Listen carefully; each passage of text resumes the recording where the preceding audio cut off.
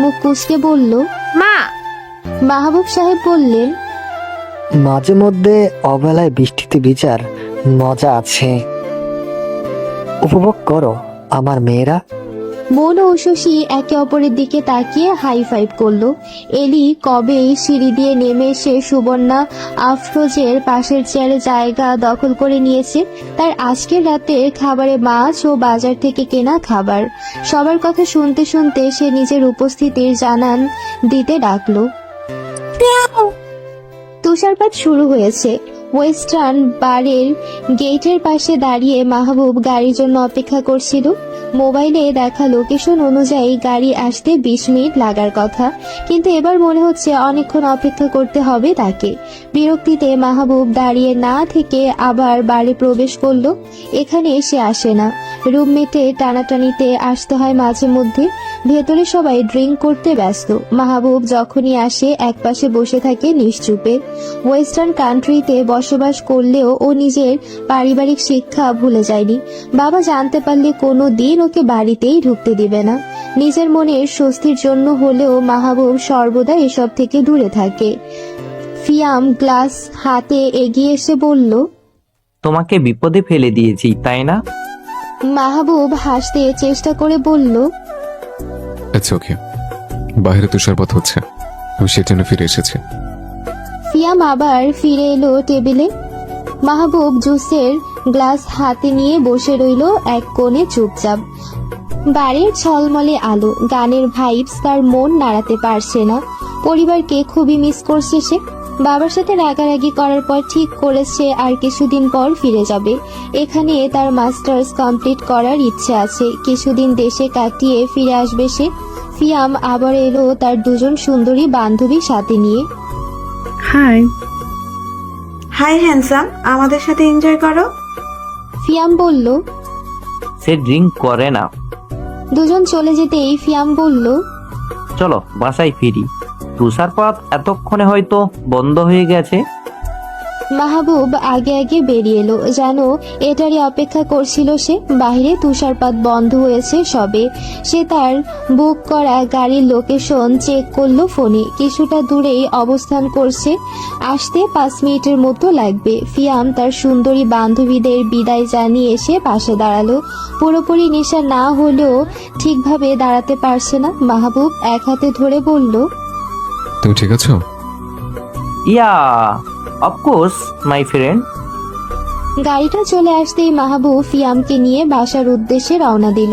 ফিয়ামকে নিয়ে বাসায় পৌঁছে যখন মাহবুব বিছানায় শরীর এলিয়ে দিল, তখন তার মনে পড়ল কতদিন সে মায়ের কোলে মাথা রাখে না। আজকাল মাহবুব প্রচুর ইমোশনাল হয়ে পড়ে। বিশেষ করে সকালে মা বাবার সাথে ওই ব্যবহার করার পরও গিল্টি ফিল হচ্ছে বেশি। আমার আরেকটা নরম করে বলা উচিত ছিল, মা বাবা নিশ্চয়ই হার্ট হয়েছে। মুখটা এভাবে করে রেখেছো কেন মাহবুব? Anything wrong? মাহবুব দীর্ঘশ্বাস ছাড়ল। তুমি ঘুমাওনি? নিজের বিছানা থেকে ফিয়াম লাফ দিয়ে চলে এলো মাহবুবের বিছানায়। ছোটখাটো খাটটি নড়ে উঠল। মাহবুব বলল, আরে কি করছো? তোমার মন খারাপ কেন মাহবুব? এমনি। তোমার কি জব চলে গেছে? চিন্তা করো না, আমার আঙ্কেলের শপে তোমার জব হয়ে যাবে, আমি বলে দিব। মাহবুব হেসে বলল, এমন কিছু নয় ফিয়াম, আমার পার্ট টাইম জব ঠিকঠাকই আছে। তবে ও পরিবারের জন্য মন খারাপ। মাহবুব বালিশে মাথা রেখে দীর্ঘশ্বাস ছাড়ল। তুমি কি আজ না শোনা যাবে না? অবশ্যই না, তোমার মন খারাপ দেখে রুমটাও কেমন বিষণ্ণ হয়ে পড়েছে দেখো। তোমার কথা শুনে আমার হাসি পাচ্ছে না, আমার আসলে মন খারাপ। আমি কিছুদিনের মধ্যে হয়তো দেশে চলে যাব। ফিয়াম তৎক্ষণাৎ উঠে বসল। চলে যাবে কেন? আরে একেবারে না, 1 মাসের জন্য যাব। ফিরে এসে তো মাস্টার্স কমপ্লিট করতে হবে। তুমি তো সত্যি তোমার পরিবারকে মিস করছো। ঠিক আছে, তুমি যেতে পারো। তুমি যাবে? আমি? না, আমি কোথায় যাব?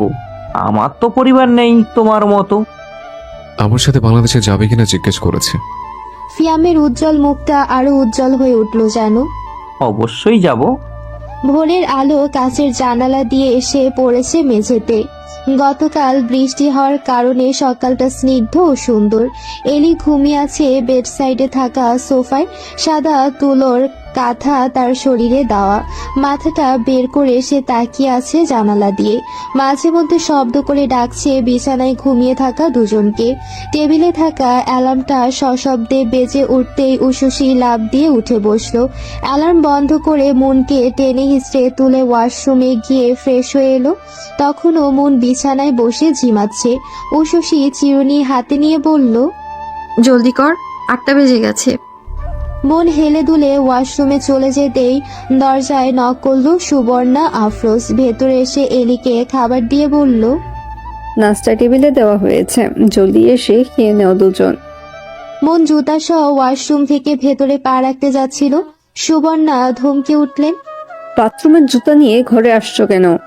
মন জুতা খুলে ফেললো তৎক্ষণাৎ। তাড়াহুড়োতে হয়ে গেছে মা, সরি। এত তাড়াহুড়ো করো না, 9:30টার মধ্যে ভার্সিটিতে পৌঁছাতে পারলেই তো হলো, মাত্র 8:30 বাজে। সুবর্ণা চলে যেতেই দুজন তৈরি হয়ে নিল। তারপর ব্যাগ নিয়ে চলে এলো নিচে। টেবিলে আজ মাহবুব সাহেব নেই, তিনি ভোরে হাঁটতে বের হন নিয়ম করে। সাথে থাকে মন ও উশুসি। গতকালের বৃষ্টির কারণে দুজন গভীর ঘুমে থাকার কারণে আজ হাঁটতে যায়নি। মাহবুব সাহেব নাস্তা সেরে 8টার দিকে অফিসে চলে গেছেন।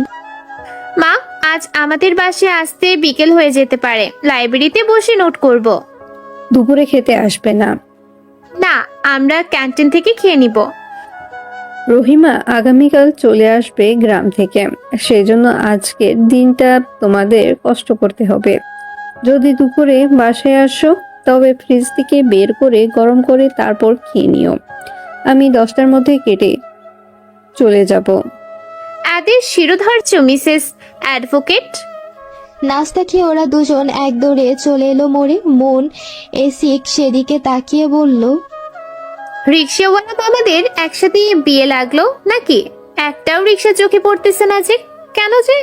চল হেঁটে যাই, সামনেই তো।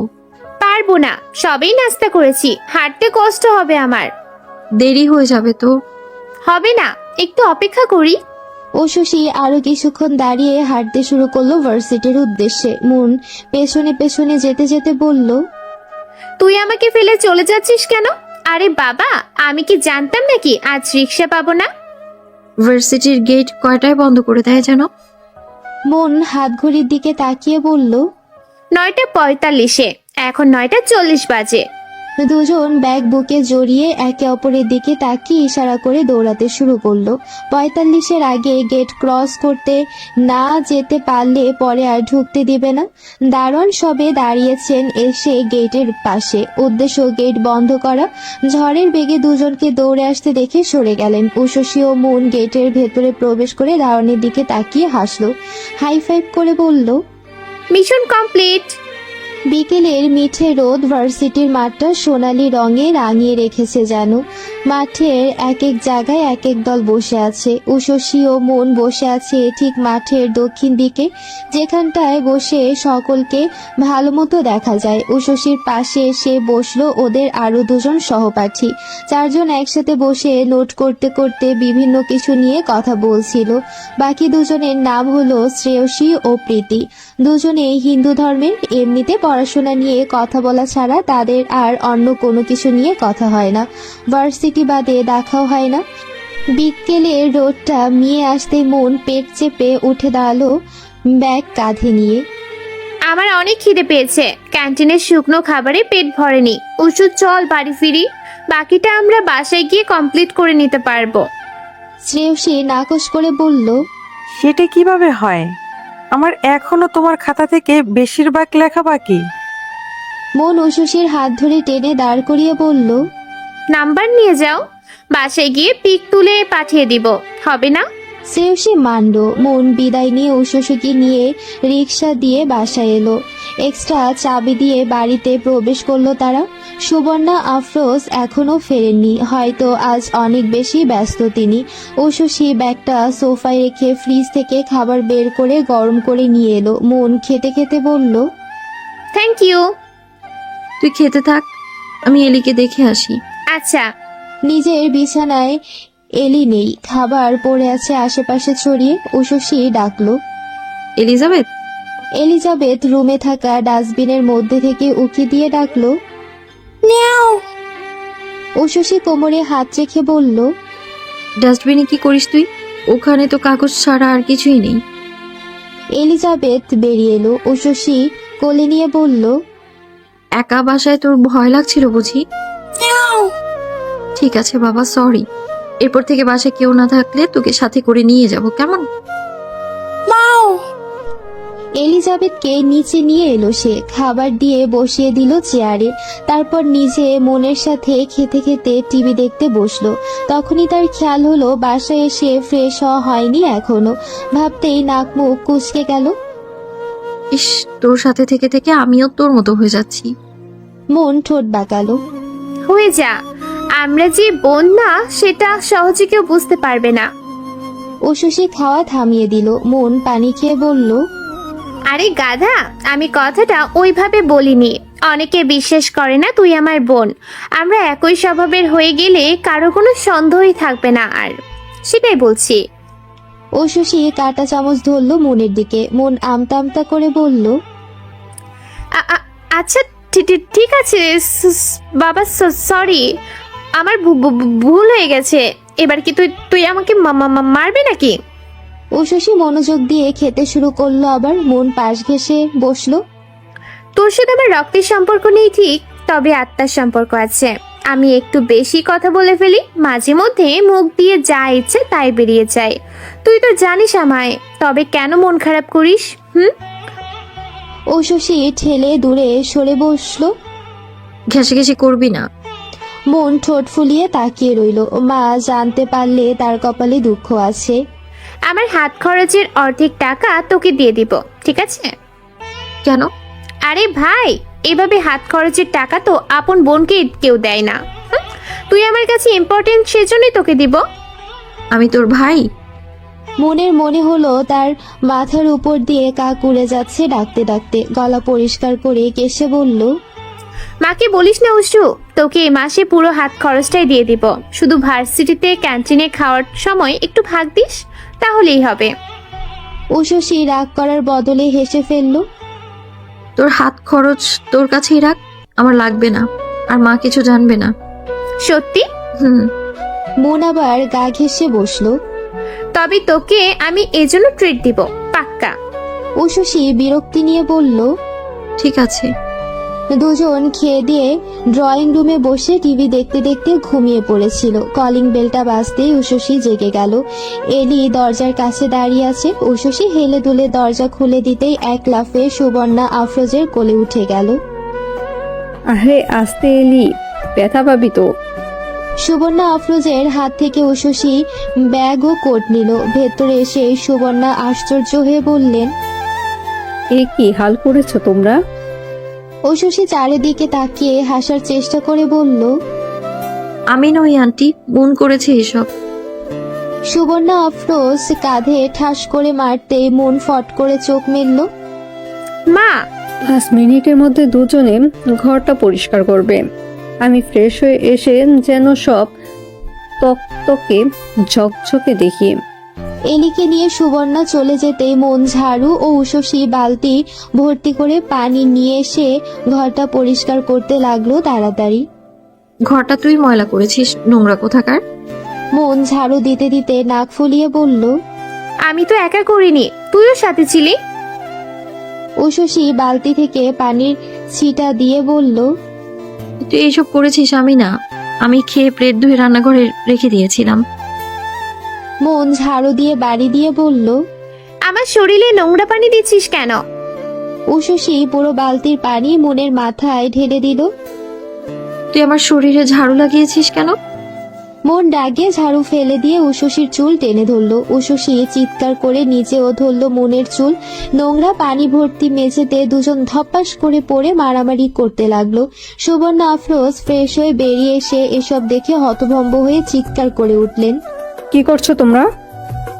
মায়ের চিৎকারে তারা একটু থামলো, তারপর আবার শুরু করলো। সুবর্ণা এগিয়ে এসে দুজনকে ছাড়িয়ে নিলেন।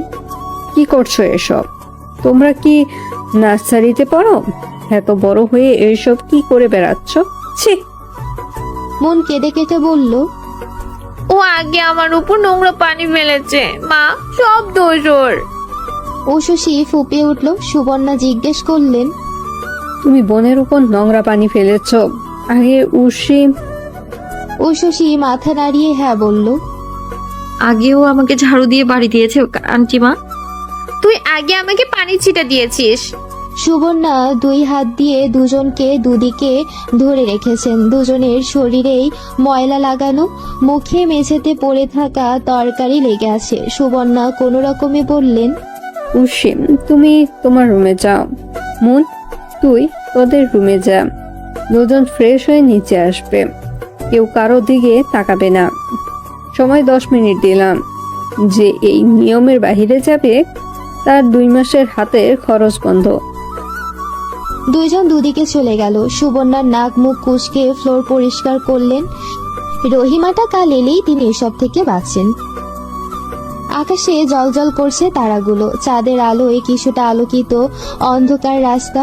মাহির অন্ধকার রাস্তা অতিক্রম করে ফুলের দোকানের সামনে এলো। কাঁধে ট্যুর ব্যাগ এবং ব্যাগ সহ একটি ব্যাগ, মাথায় পরা ক্যাপ দিয়ে অর্ধেক মুখ ঢাকা। এত ফুলের মধ্যে আপনার বাবির জন্য কোন ফুলটা নিব বলুন তো? অল্প বয়সী দোকানদার ছেলেটি দাঁত বের করে হাসলো। মাহিরের আশেপাশে অসংখ্য ক্রেতাদের ভিড়। তাদের মধ্যে থেকে একজন সাদা একটি ফুল দেখিয়ে বলল, ওই ফুলটা দিন তো। তখনই মাহিরেরও চোখ পড়ল সেটাতে। সে সাথে সাথে বলল, আমাকেও ওই ফুলটাই দিন। তারা পাশাপাশি দাঁড়িয়ে একে অপরের দিকে তাকালো কৌতূহল নিয়ে। মাহির বিস্ময়ে হতভম্ব হয়ে মাথার ক্যাপটা নামিয়ে মুখ ঢেকে ফেলল। মাহবুব সাহেব চশমা ঠিক করে আবারও তাকালেন। তুমি? মাহির এক হাতে ক্যাপ দিয়ে মুখ ঢেকে রেখে আরেক হাতে মানি ব্যাগ বের করতে গিয়ে সব নিচে ফেলে দিল।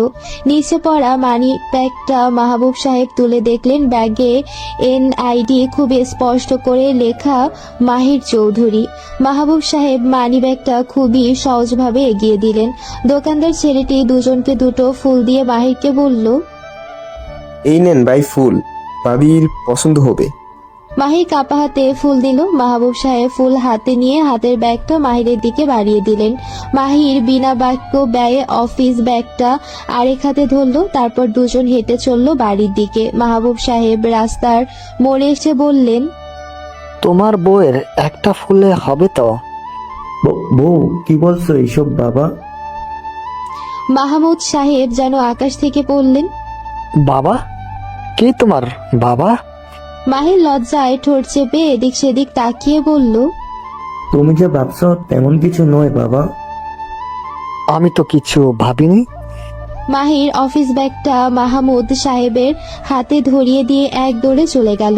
মাহমুদ সাহেব বাসায় পৌঁছে স্ত্রীকে ফুলটা দিয়ে বললেন, এক ছোকরা একই ফুল কিনলো তার স্ত্রীকে দেওয়ার জন্য, বুঝলে সুপর্ণা? সুবর্ণ আফরোজ ঠান্ডা পানি নিয়ে এসে সোফায় বসলেন। তাই নাকি? নিশ্চয় স্ত্রীকে অনেক ভালোবাসে। ছেলেটি দেখতে আমাদের মাহিরের মতো। কি যে বলো না, মাহির কবে বিয়ে করলো আবার? কত উড়ে গেছে। আজ এতক্ষণ বাসায় ফেরার কথা। মাহবুব সাহেব পানি খেয়ে বললেন, সেটাই তো, আমাদের এত ছোট ছেলে বিয়ে কিভাবে করবে? কিন্তু আশ্চর্যের বিষয়, ছেলেটি বারবার আমাকে বাবা ডাকছিল। সুবর্ণা আফরোজ ভয়ঙ্করভাবে বিস্মিত হলেন। মাহমুদ সাহেব বললেন, ঠিকই শুনেছ, ওটা তোমার গুণধর ছেলেটাই। আমার সামনে পাড়ার দোকানদারকে বলে কোন ফুলটা আপনার ভাবির জন্য নিব বলুন তো। সুবর্ণা আফরোজের মনে হলো আশেপাশে কোথাও বাজ পড়েছে। মাহির বিয়ে করে নিয়েছে, অবিশ্বাস্য। তবে কি ছেলেটা ট্যুরের কথা বলে এতদিন বউ নিয়ে সংসার করছিল? মাহমুদ সাহেব স্ত্রীর গম্ভীর মুখটা পরখ করে বললেন, আজ অনু উসুকে দেখছি না কেন? পাথরের মতো সুবর্ণা উত্তর দিলেন, দুটো ঝগড়া করেছে। চিন্তা করো না, মাহির আমাদেরকে কিছু না জানিয়ে করার মতো ছেলে নয়। হয়তো কোনো প্রেমিকা টেমিকা জুটিয়েছে। সুবর্ণা কোনো কথা না বলে খাবার গরম করে টেবিলে সাজালেন। মাহমুদ সাহেব ফ্রেশ হয়ে মন ও শশীকে নিয়ে টেবিলে খেতে বসলেন। শুনলাম তোমরা আজ ঝগড়া করেছিলে। মন খেতে খেতে বলল। ওই আগে শুরু করেছিল। ও শশী বলল। দোষ সব মনের। মাহমুদ সাহেব বললেন। তোমাদের এখন আমি যা বলবো তা শুনে তোমরা এখন চমকে যাবে। দুজনেই আগ্রহের সাথে বলল। কি?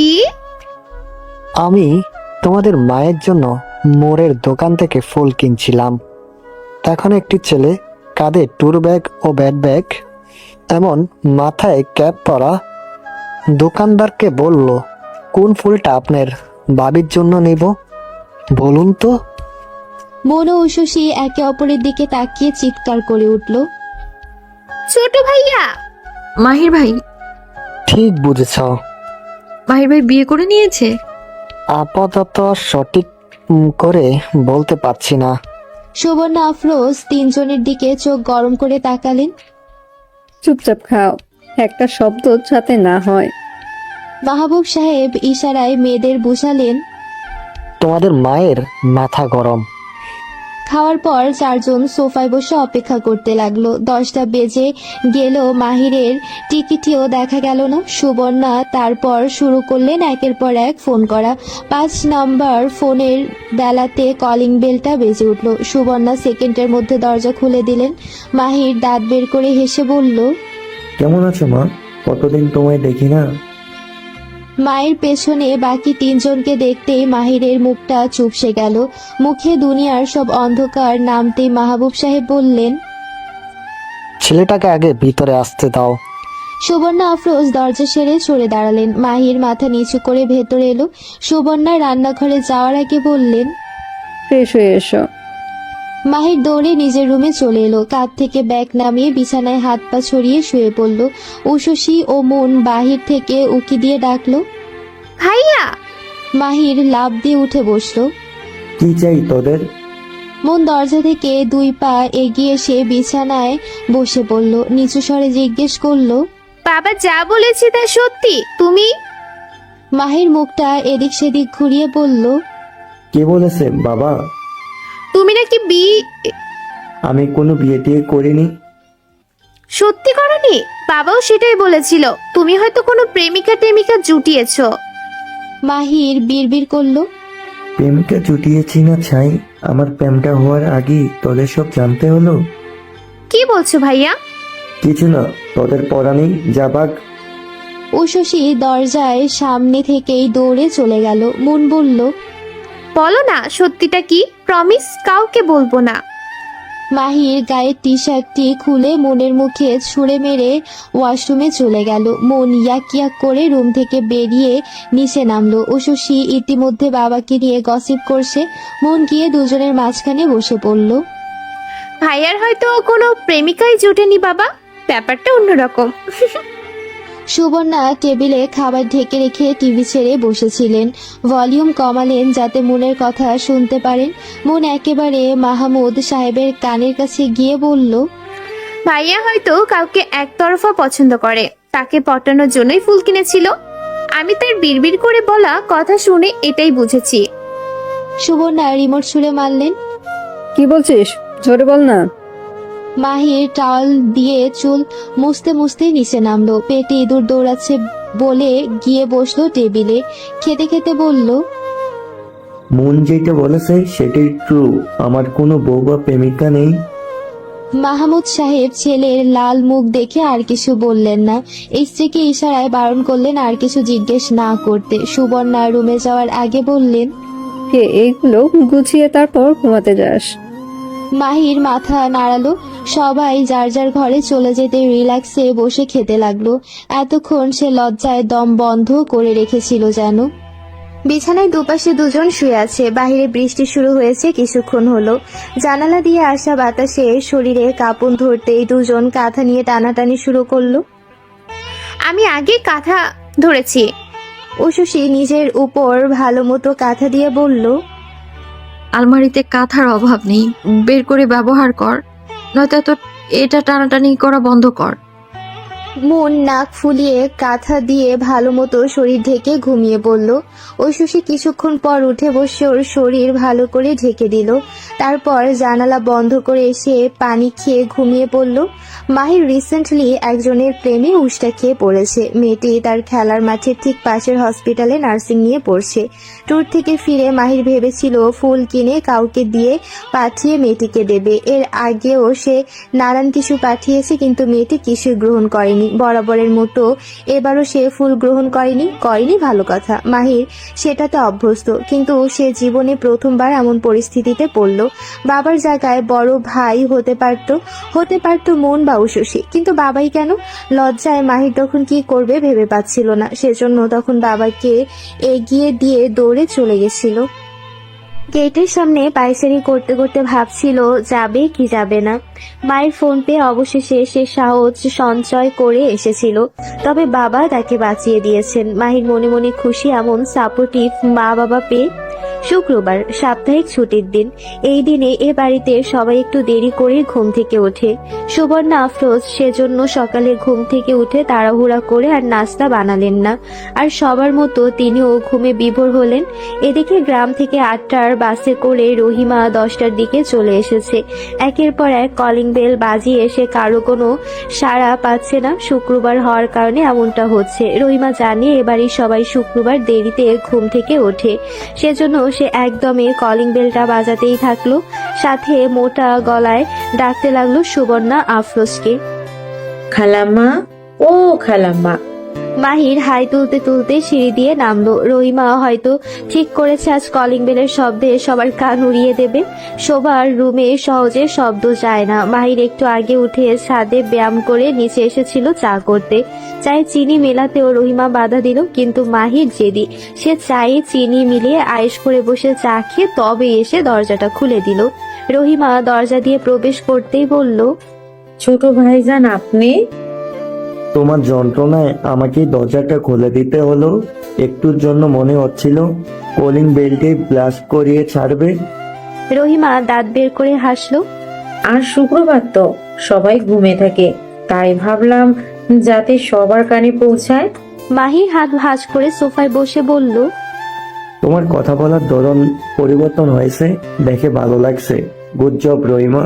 এবার আমার জন্য পাস্তা বানিয়ে আনো যাও। রহিমা মুখ বাঁকিয়ে রান্নাঘরে চলে গেল। মাহির আয়েশ করে বসে টিভি দেখতে লাগলো। বাংলাদেশের ক্রিকেটের পুরনো একটি ম্যাচ সে পুনরায় দেখা শুরু করেছে। রহিমা পাস্তা বানিয়ে নিয়ে এসেছে। মাহিরকে ক্রিকেট খেলায় মনোযোগ দিতে দেখে বলল, এত দেখে কি করেন ভাইজান? জিততে তো আর পারে না। একদিন অবশ্যই ফাইনাল জিতবে। কইছে আপনারে, এরা তো সব সময় এরকম। আপনি যে কি বুঝে এসবের দিকে চাইয়া তাহেন বুঝি না। মাহির চটে গিয়ে বলল, একটু আগে যেভাবে কথা বলেছিলে সেভাবে বলো। None of your business Rahima Begum.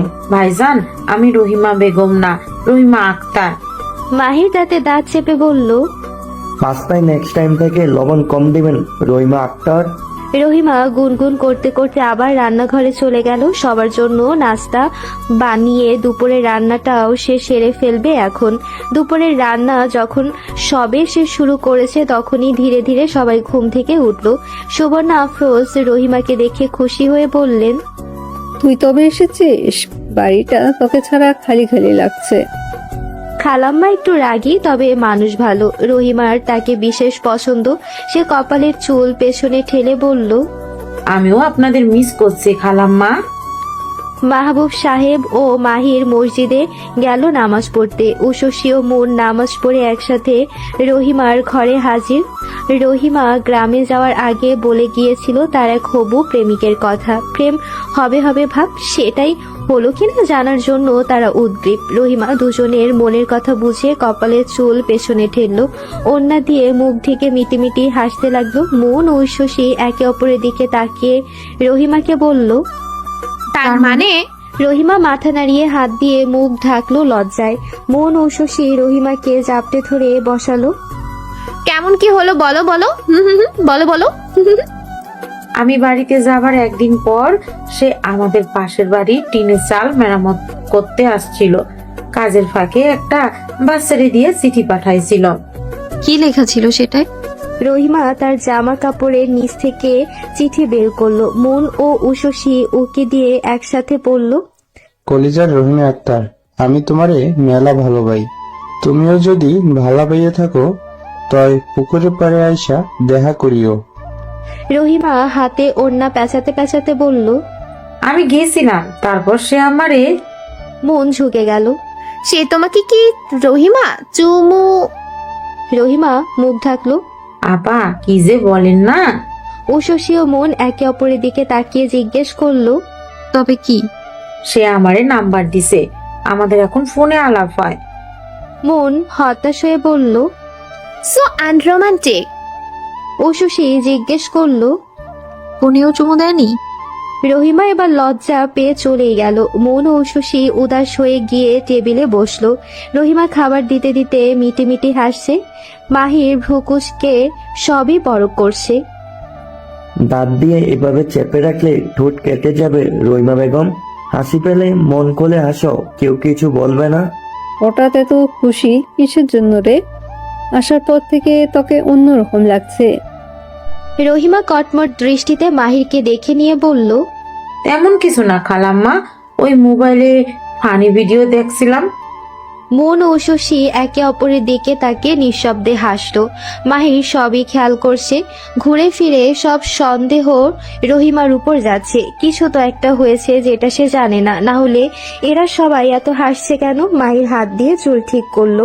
পরিবারের পুরুষদের মধ্যে সে সবচেয়ে বেশি সুদর্শন। গতকাল ঘুম হয়নি ভালো, চোখ মুখ একটু অন্যরকম, সেজন্য এরা তাকে নিয়ে হাসছে না তো? মা, আমাকে কেমন লাগছে বলো তো? রোজ যেরকম লাগে সেরকমই লাগছে। মন ফিসফিস করে জিজ্ঞেস করলো। না হওয়া ভাবির সাথে দেখা করতে যাবে নাকি? মাহির মাথায় ঠাস করে থাপ্পড় দিল। চুপচাপ খা। এই সপ্তাহ টানা রাতভর বৃষ্টির কারণে বাংলাদেশের আবহাওয়া ঠান্ডা। এয়ারপোর্ট থেকে বের হতেই বিকেলের দমকা হাওয়ার ঝাপটায় শরীর শিরশির করে উঠল। ধুলোবাড়ি উড়ে এসে লাগলো শরীরে। ফিয়াম শরীর ঝাড়তে লাগলো। মাহবুব বলল। অভ্যাস করো নাও, এটা আমার দেশ। গায়ের ওভারকোটটা খুলে ফেললো ফিয়াম। বলল। এই আবহাওয়াতে গরম লাগছে। লাগারই কথা।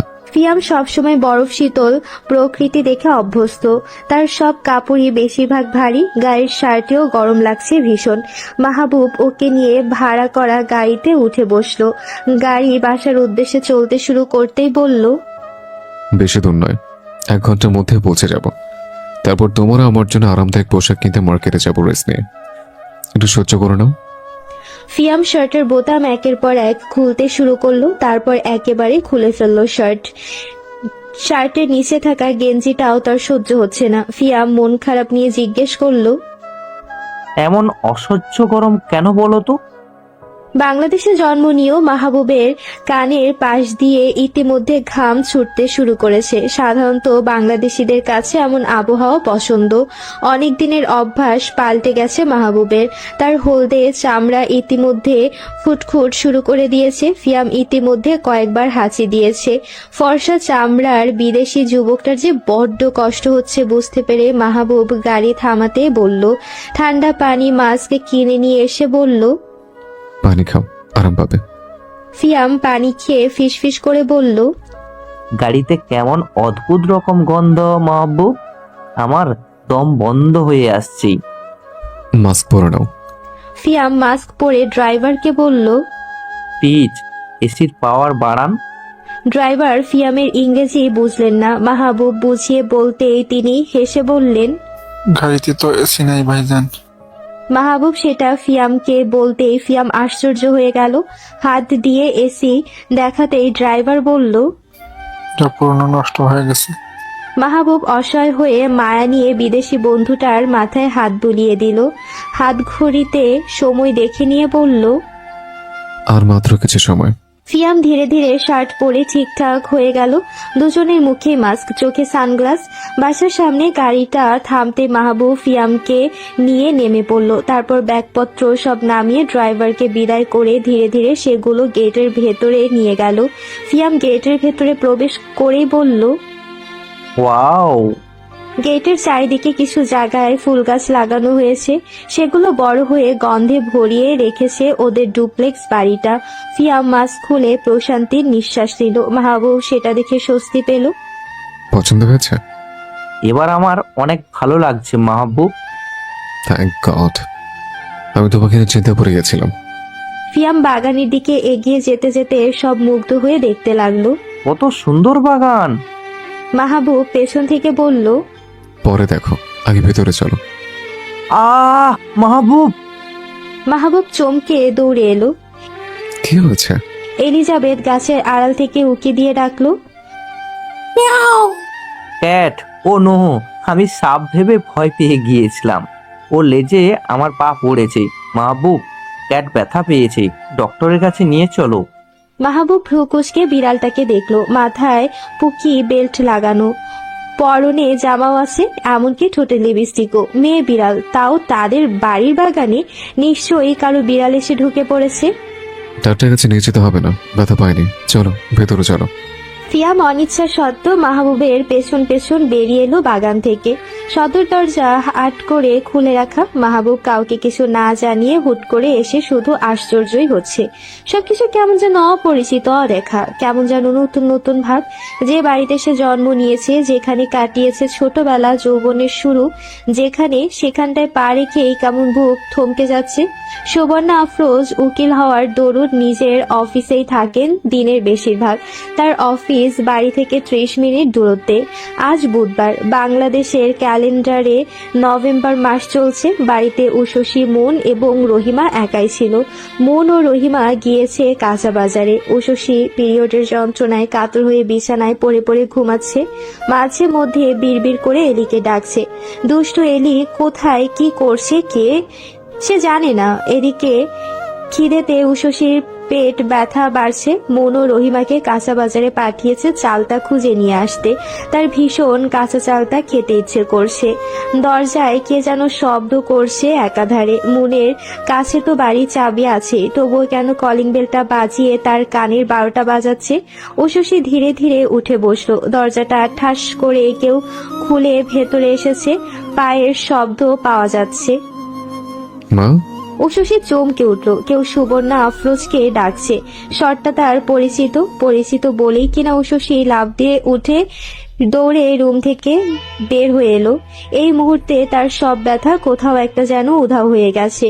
সে সিঁড়ি দিয়ে নামতে নামতে অদ্ভুত ও আশ্চর্য 2 জোড়া চোখের সামনে পড়ল। কারো দিকে না তাকিয়ে উষসী সোফা থেকে বই ও ছোট টেবিলটা থেকে প্লেটগুলো সরিয়ে নিল তাড়াতাড়ি। সব মনের কাজ। উষসীর শরীরের সাথে সাথে হাত কাঁপছে। এভাবে হুট করে কাউকে না জানিয়ে আসার কি দরকার ছিল? আশ্চর্য।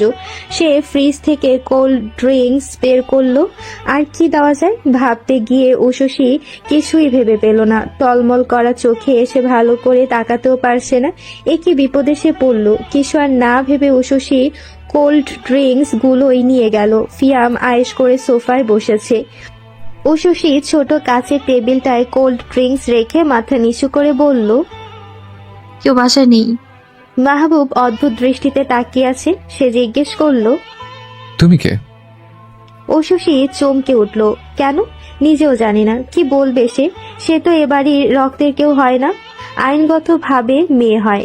সেটাই কে বলবে? কিন্তু ওই মানুষটা তো তাকে এই পরিবারের কেউ বলে মানে না।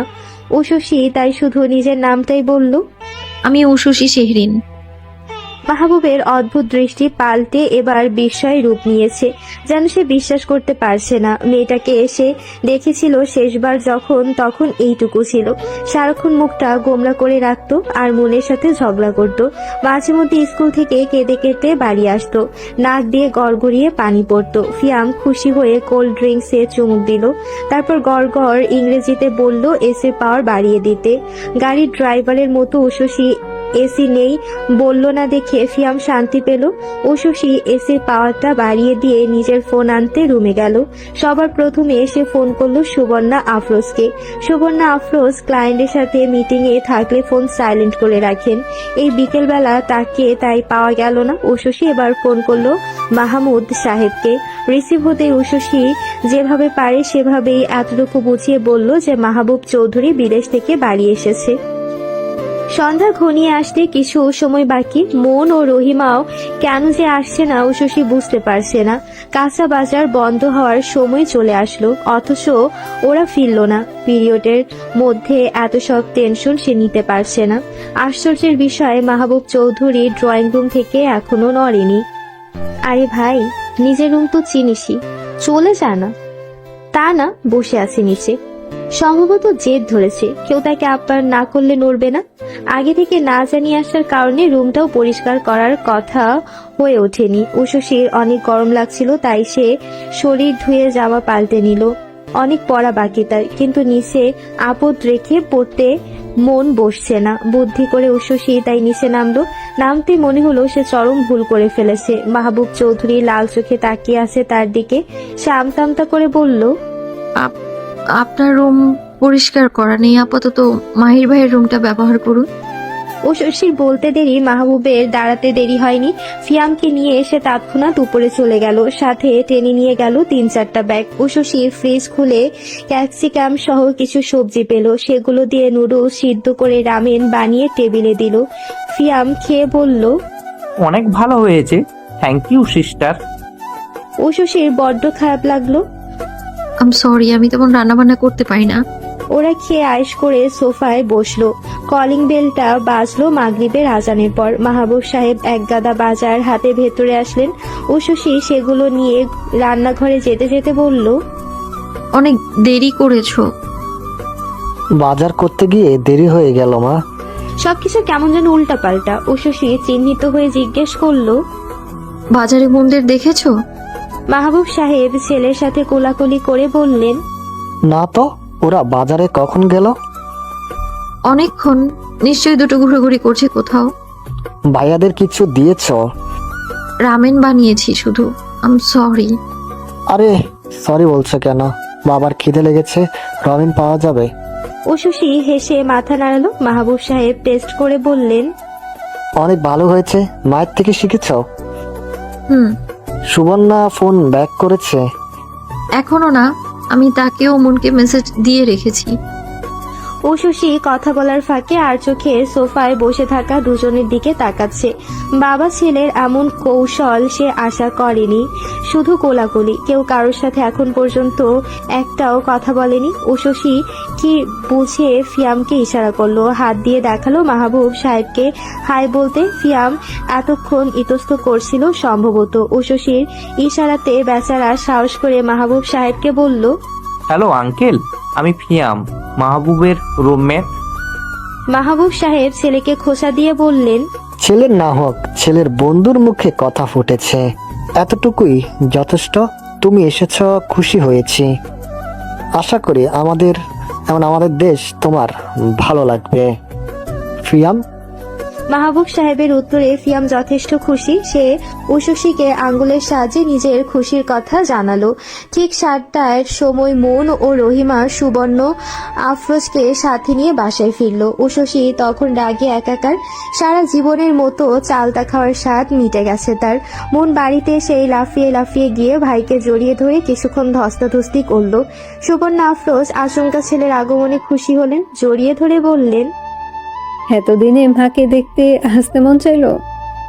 মাহবুব অনুতপ্ত হয়ে বলল, সরি মা। ছুটি কতদিন? 1 মাসের মধ্যে ফিরে যেতে হবে, মাস্টার্সের ভর্তি আছে। ঠিক আছে। ফিয়ামের সাথে পরিচিত হলেন সুবর্ণা। ফিয়াম প্রশংসা করে বলল, আমিও আইন নিয়ে পড়াশোনা করছি আন্টি।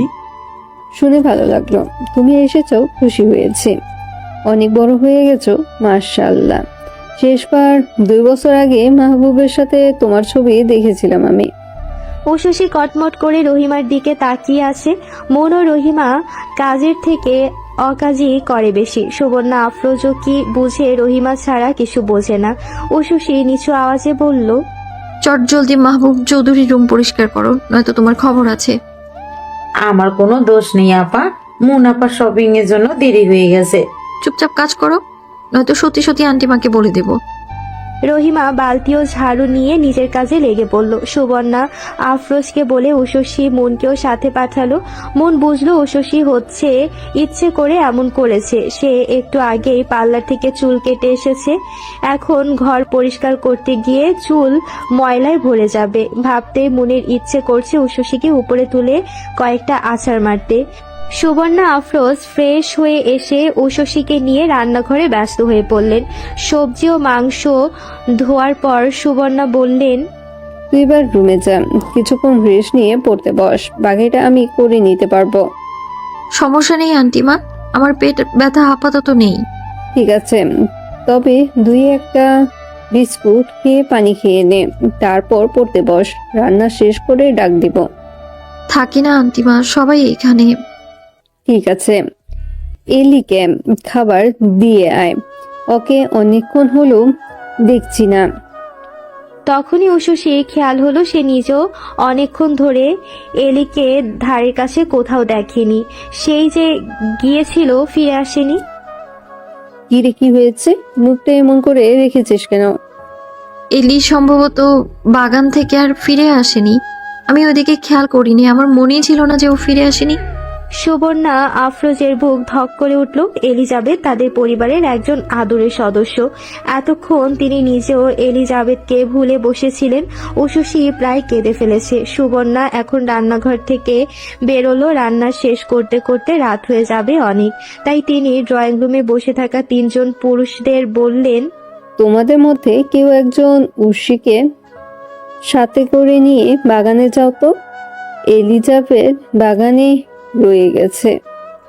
মাহবুব সাহেব তৎক্ষণাৎ উঠে দাঁড়ালেন। সেজন্য ওকে অনেকক্ষণ হলো দেখিনি। উষসী কাঁদো কাঁদো হয়ে বলল, সরি। কেঁদো না, চলো খুঁজে দেখি বাগানে আছে। আমাদের এই ভালো মেয়ে একা কোথাও যায় না। ফিয়াম বলল, আমি যাব আঙ্কেল, কাউকে খুঁজে বের করা ইন্টারেস্টিং কাজ। মাহবুব, তুমিও চলো। মাহবুব এতক্ষণ সবার কথা শুনছিল, জিজ্ঞেস করলো, এই বাড়িতে আরো একটি মেয়ে আছে, সে তখন বাড়িতে নেই, সেটা তোমাদের এখন মনে পড়ছে? মাহবুব সাহেব দরজা দিয়ে বেরিয়ে যেতে যেতে বললেন, খেয়াল হয়নি ও যে বাড়িতে নেই। মাহবুব ফ্লোরে ফ্ল্যাশলাইট অন করে মাহমুদ সাহেবের পেছনে ছুটলেন। এতটা দায়িত্ব জ্ঞানহীন হওয়া উচিত নয় বাবা। হে মেয়ে, তুমি তো নাম ধরে ধরে সবাইকে ফোন করে আমার আসার খবর দিয়েছো, এলিজাবেথকে দিলে না কেন? ওকে তো তুমি ফোনই করনি। এক বাড়িতে থাকো, অথচ একবার তার খোঁজ নেওয়ার কথা মাথায় আসেনি। উষসী মাহমুদ সাহেবের পেছন থেকে ধরে ভ্যা ভ্যা করে কেঁদে ফেলল। মাহমুদ সাহেব ছেলেকে ধমকালেন, উষিকে বকবে না, বেচারা অসুস্থতার ভিতরে কত দিকে খেয়াল রাখবে। চিন্তা করো না, এলিকে আমরা পেয়ে যাব। মাহবুব বাংলাদেশে এসেই নতুন সিম কার্ড নিয়েছে, বলল। এলিজাবেথের নাম্বারটা দাও। মাহমুদ সাহেব আশ্চর্য হয়ে ছেলেকে বললেন, এলিজাবেথ মোবাইলে ভিডিও দেখা ছাড়া আর কিছু করতে পারে না।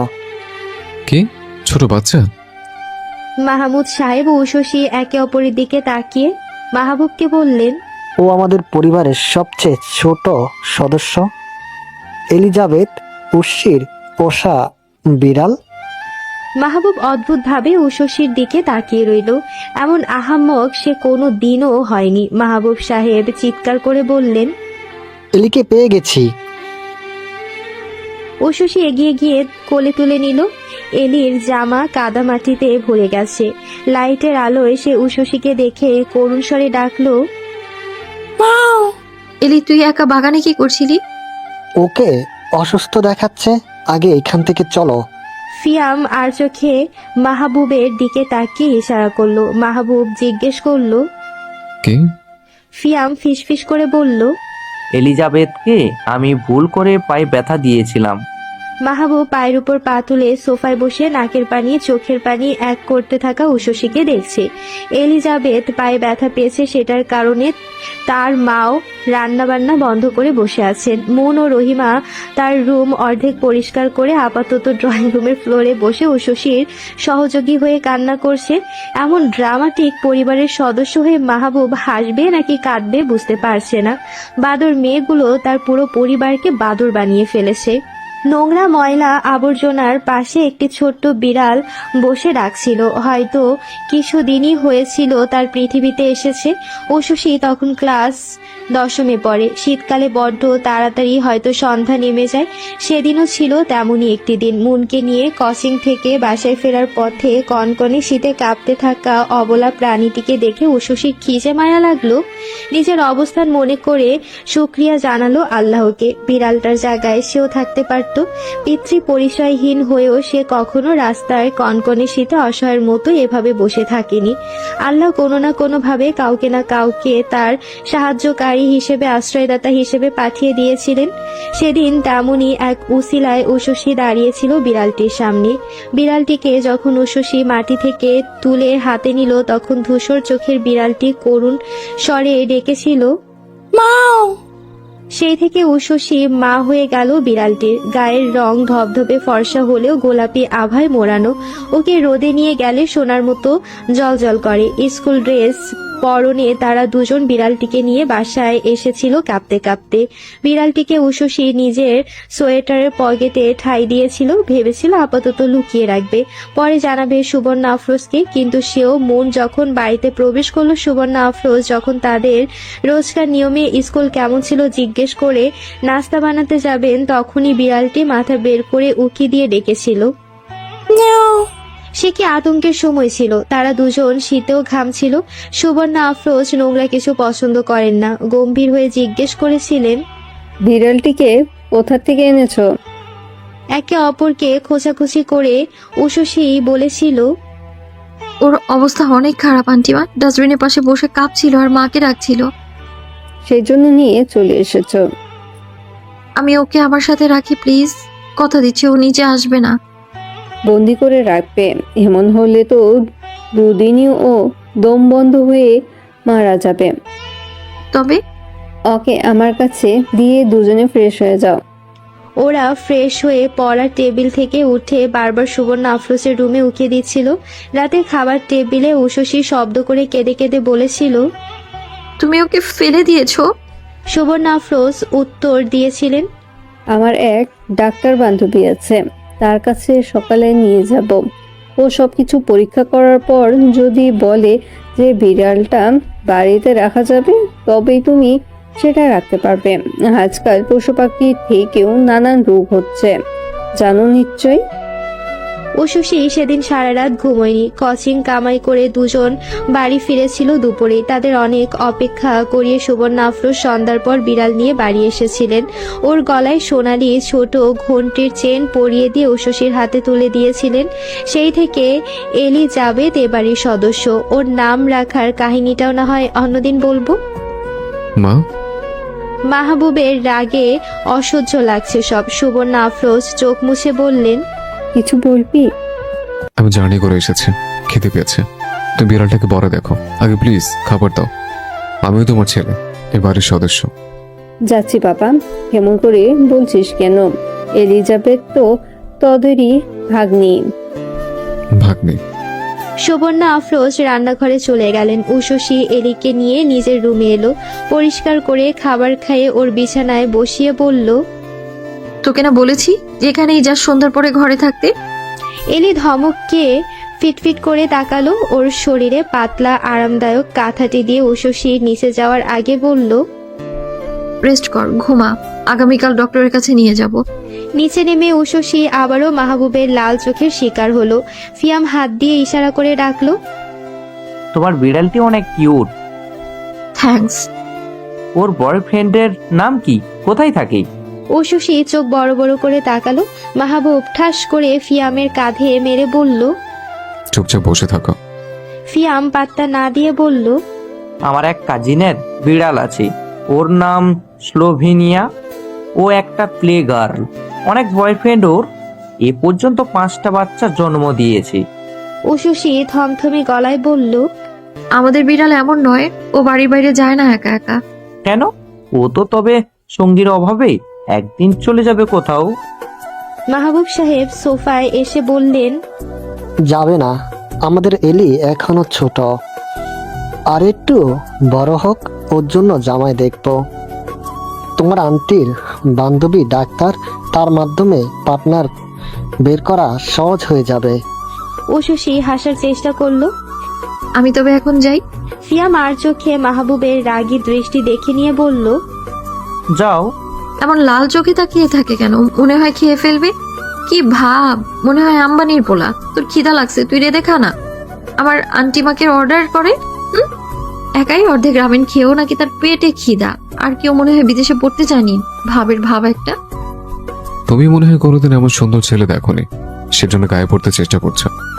উষসী চমকে দেয়ালের সাথে লেগে গেল। মাহবুব বড় বড় পা ফেলে নিজের রুমের দিকে চলে গেল। এবারটা কখনো উপরে এলো? নিজেকে ভাবেটা কি সুন্দর না ছাই? মন দরজার পেছন থেকে বেরিয়ে এলো। তুই আমার ভাইকে নিয়ে বাজে কথা বলছিস কেন? তোর ভাই কি বললো আমায়? আমি কি তার গায়ে পড়ে থাকি নাকি? ভাই আসছে, চুপ কর।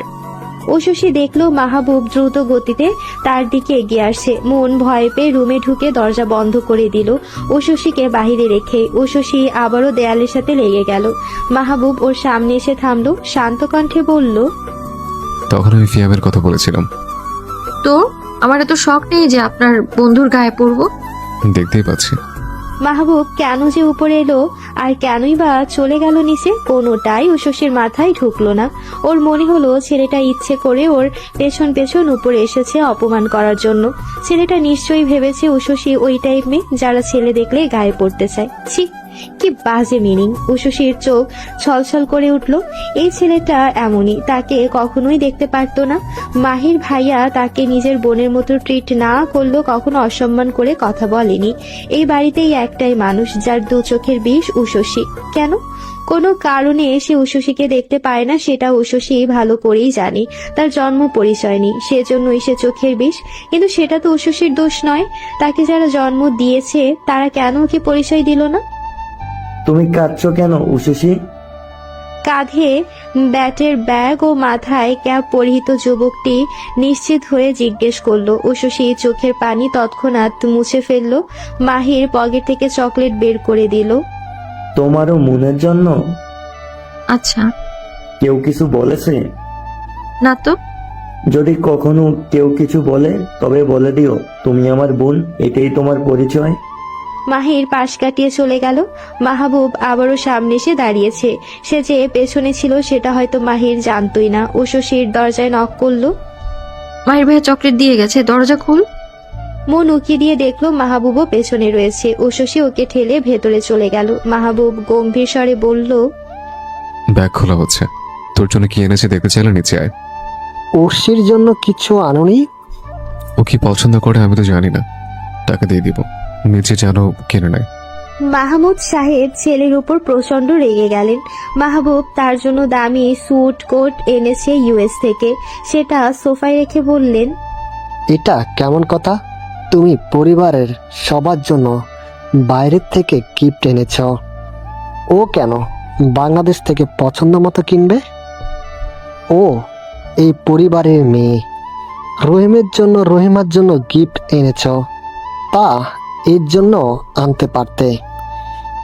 সুবর্ণা আফরোজ পরিস্থিতি নিয়ন্ত্রণ করতে বললেন, তুমি শান্ত হও। মাহবুব হয়তো বুঝতে পারেনি, ভুল করে ফেলেছে। ভুল? এটা ভুল কিভাবে হয় সুবর্ণা? তোমার ছেলে শুরু থেকেই এমন করত।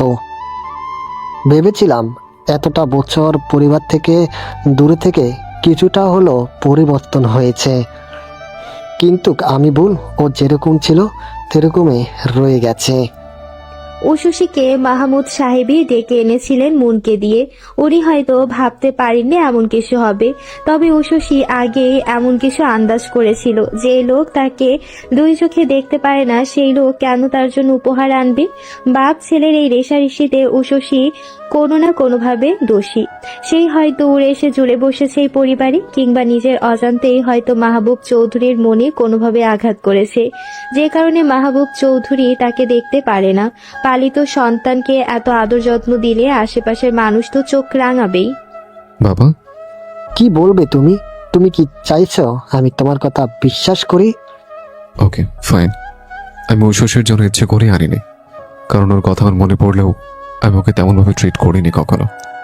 যাকে পছন্দ করি না তার জন্য গিফট কেনার রুচি হয়নি। মাহবুব, কি বলবে তুমি? এটাই তো ও এবারের মেয়ে, ব্লা ব্লা ব্লা। তাতে কি যায় আসে বাবা? আমার কিচ্ছু যায় আসে না।